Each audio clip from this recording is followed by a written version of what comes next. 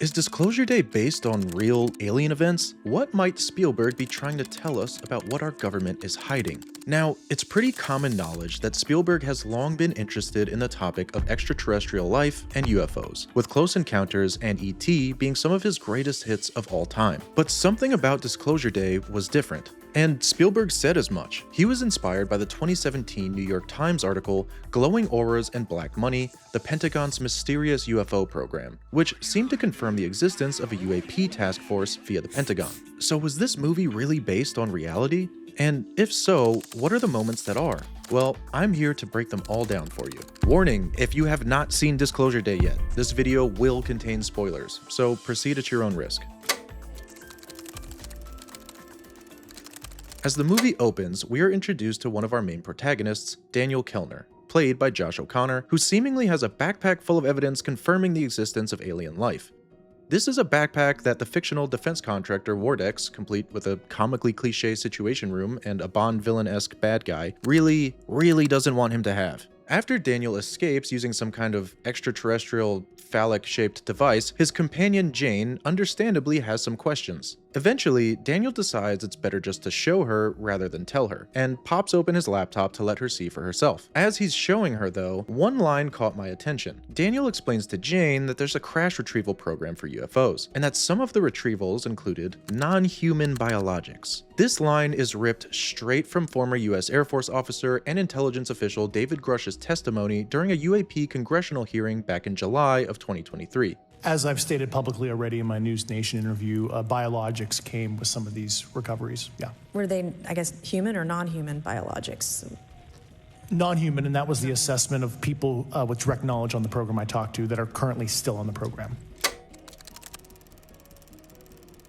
As Kellner is playing clips for Jane on the hard drives full of evidence, one clip shows President Nixon and a mystery TV star walking together on an Air Force base. This video is actually based on an unconfirmed legend where Richard Nixon supposedly took comedian and actor Jackie Gleason on a midnight trip to a Florida airbase to view the preserved bodies of extraterrestrials. This bizarre story didn't surface publicly until the 1980s, years after Gleason and his then wife, Beverly McKittrick, divorced. Beverly told interviewers and the National Enquirer that a visibly shaken Gleason returned to their home one night in 1973 and confided a staggering secret. He claimed that Nixon had flown him to what was likely the Homestead Air Reserve Base, where they viewed 6 to 8 glass-topped freezers containing what looked like small, bald, big-eared alien bodies. While the truth of the Nixon meeting remains heavily debated because all involved parties are deceased, the legend is fueled by Gleason's well-known lifelong obsession with UFOs. The television star was an avid ufologist who famously owned a UFO-shaped home in upstate New York and amassed one of the largest private collections of UFO literature in the country.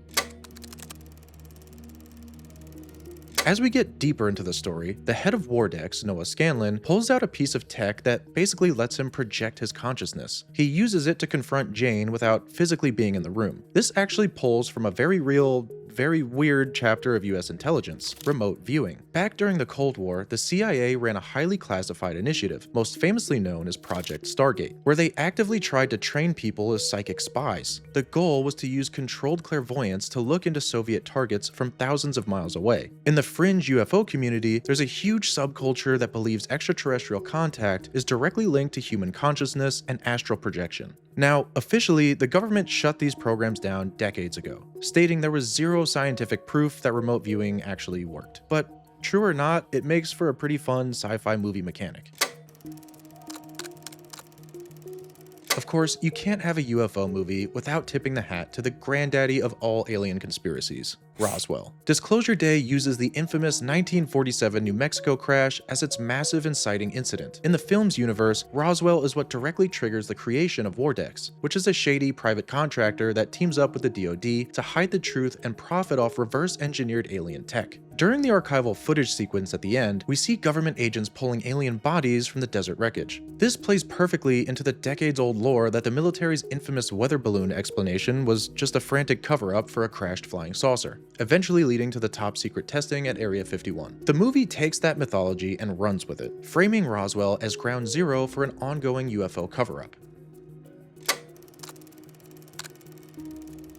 There's a slightly deeper cut hidden in that flood of archival footage, the Kecksburg incident, which a lot of people call Pennsylvania's Roswell. Back in December of 1965, locals reported a massive flaming object falling from the sky into the woods. Witnesses claimed they saw a metallic craft shaped like an acorn or a bell covered in bizarre hieroglyphic-style symbols. Almost immediately, the military allegedly swarmed the area, locked down the perimeter, and hauled the object away in the dead of night. Disclosure Day directly mirrors this. We see footage of a crashed ship and a forest covered in strange markings, but the film takes it a step further, showing that the government didn't just recover a ship, they actually recovered survivors. This ties directly into the reveal that Wardex has been holding living aliens captive, including the taller being known as In Vivo 17, who gets busted out by Coleman Domingo's character Hugo and the other defectors during the movie's climax. So, is Disclosure Day purely fiction, or is Spielberg trying to gently prepare us for reality? Either way, he clearly did his homework, blending Hollywood spectacle with some of the most enduring UFO lore of the last century. But I'm sure there are others that I've missed, so be sure to drop a comment below for anything else I didn't get. Thanks for watching, and as always,